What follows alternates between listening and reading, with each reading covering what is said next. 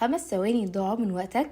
يعني ال5 ثواني دول هما اللي فرقوا يعني؟ طب ما احنا بيضيع من ايامنا ساعات وساعات واحنا قاعدين على السوشيال ميديا او حتى بنلعب على الكمبيوتر من غير ما نستفيد اي حاجة.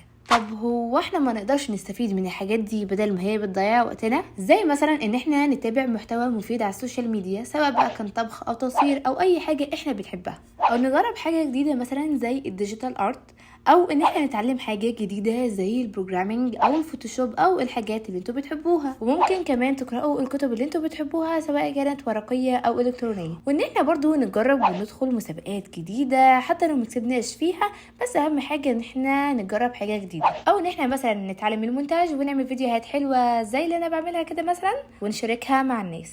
وبكده بقت المصادر اللي بتضيع وقتنا هي نفسها المصادر اللي احنا بنستثمر فيها وقتنا.